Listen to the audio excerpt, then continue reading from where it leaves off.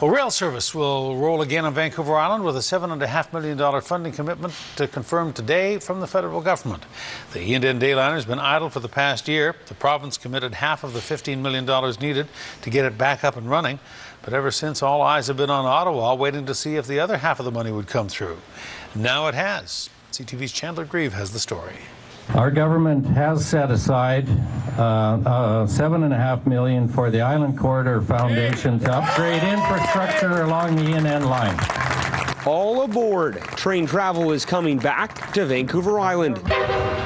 The federal government has finally come through with $7.5 million to restore the decaying E&N line and revitalize train travel on the island.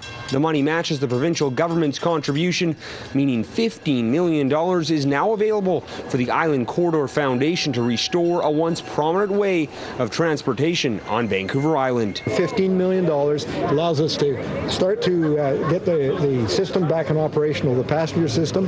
Passenger trains were taken off the E&N line last April and freight trains forced to operate at reduced speeds as concerns mounted over the safety of the 125-year-old tracks.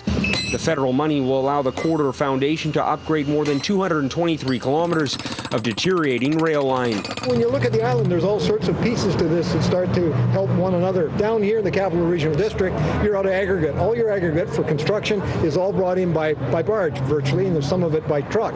Your pits are all dry. We've got lots of gravel all up and down the island.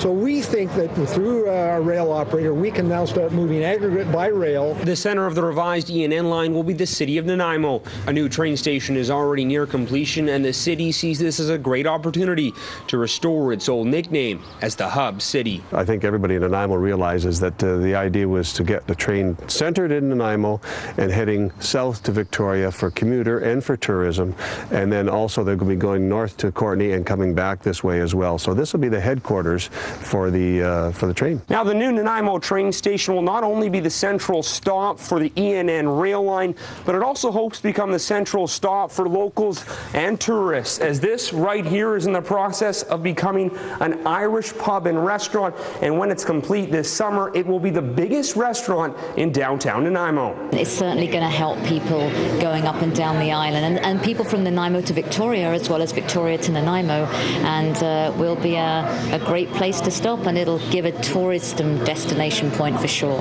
And what you've got here is a rail system, as many that we're talking about, is an economic generator as much as it is a people mover.